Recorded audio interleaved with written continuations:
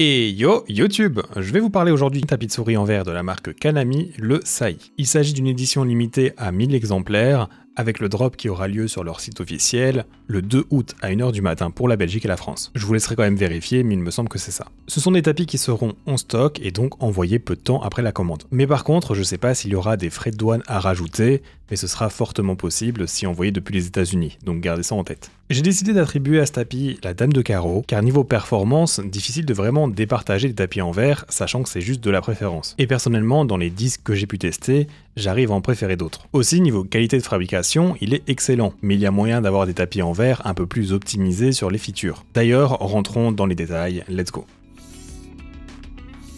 Alors, niveau packaging, il arrive dans une boîte en carton avec de la mousse solide tout autour du tapis à l'intérieur. Dans cet emballage, il y a aussi des petites photos et autocollants de la marque et du design, ce que j'ai trouvé plutôt sympathique. Enchaînons sur l'artwork d'ailleurs, et je vais vous avouer que j'étais pas vraiment fan de celui qui était présent sur leur premier tapis souple. Je vous mets l'image à l'écran. Le deuxième était un couteau que je trouvais plus sympathique, et ici pour le Sai qui est en verre, l'aspect gros plan et la vitre brisée rend vraiment bien je trouve. Il est réalisé par l'artiste Wataboku, qui a vraiment donc ce style bien défini. Et je pense que c'est surtout grâce à ce style qu'il me plaît vraiment. Car sinon, la direction artistique de la marque est beaucoup basée sur ce bleu à la limite du mauve, et c'est pas trop une couleur qui me parle moi personnellement. Par contre, la petite touche que je trouve vraiment cool, c'est les écritures manuscrites de l'artiste en bas à gauche, de la marque en bas à droite, et du numéro du tapis en haut à droite. Après, niveau base adhérente, il s'agit d'un recouvrement intégral de couleur blanche et extrêmement proche de celle des Pulsar Superglide, avec ce caoutchouc dur un peu visqueux. Il adhère donc très bien, mais je pourrais lui reprocher que son odeur en fait est assez forte. Les premiers jours, j'avais vraiment l'odeur qui remontait quand je jouais. Et bien que ça ne sent pas forcément mauvais, ça prend quand même pas mal au nez.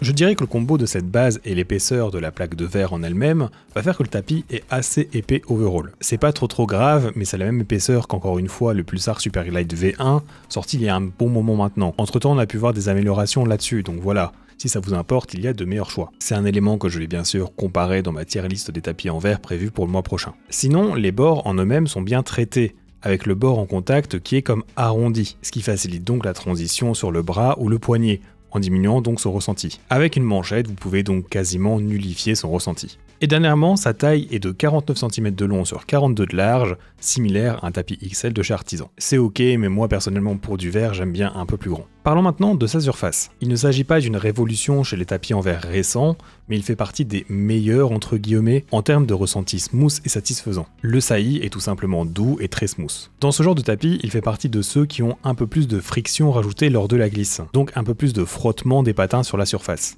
Mais c'est pas du tout une mauvaise chose sur une surface qui est agréable comme celle-ci. Chez les tapis en verre, je vais le placer dans la catégorie équilibré niveau vitesse. C'est-à-dire toujours donc très rapide comparé à des tapis en tissu, mais il ne sera pas plus contrôle ni le plus rapide dans cette classe de tapis. Bien sûr, vous pouvez toujours ajuster facilement sa vitesse en fonction des patins, en mettant par exemple des eSport Tiger Jade en dot pour de la vitesse, ou alors des Corepad Pro larges pour un peu plus de contrôle. Je vais d'ailleurs brièvement vous le mettre en comparaison avec d'autres références pour que vous sachiez le situer. Par contre, prenez en compte que les tapis en verre, parfois les différences de vitesse sont difficiles à établir, car déjà souvent c'est très proche, mais aussi parce qu'en fonction de s'il est neuf, s'il a de la transpiration et de la saleté dessus, ou s'il a été lavé, etc., ça peut alterner un peu tout ça. Pour le comparer au Pulsar Superglide, ce dernier est un peu plus contrôle que le Sai. Le tapis de Kanami a une glisse un peu plus douce et rapide. Ça se ressent facilement sur la friction dynamique en mouvement. Il semble aussi avoir une surface un peu plus smooth. Ensuite, l'un des tapis en verre le plus proche du Kanami, c'est le Pat Smith Empress. Je dirais que le Sai me semble un peu plus rapide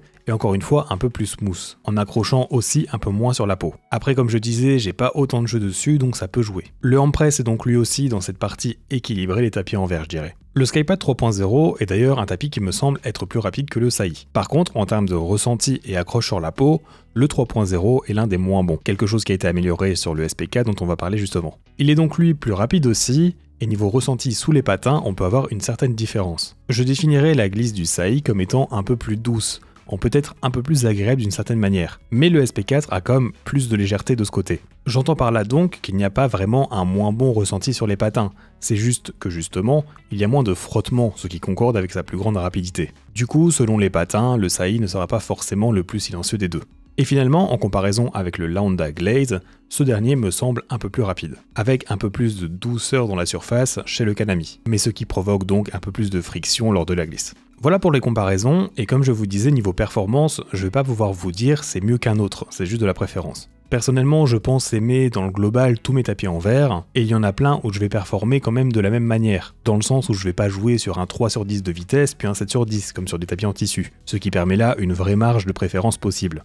C'est du coup ici plutôt le ressenti de la surface sous les patins et la peau qui va jouer sur la supériorité d'un tapis en verre. Et ici, on est clairement sur quelque chose de très bon. Si vous kiffez l'artwork du Saï, que vous aimez l'aspect collection et que vous kiffez tout simplement les tapis en verre, eh bien il sera clairement un bon choix, avec une glisse smooth et safe, pas trop lent ni trop rapide. Merci à toi d'avoir regardé cette vidéo jusqu'au bout. Si elle t'a plu, n'hésite pas à t'abonner à ma chaîne. Et sachez qu'il m'avait potentiellement parlé d'un giveaway, donc n'hésite pas aussi à me suivre sur Twitter. Il aura sûrement lieu là-bas, donc voilà. Avec cela dit, j'espère donc vous revoir dans un futur proche, et à bientôt.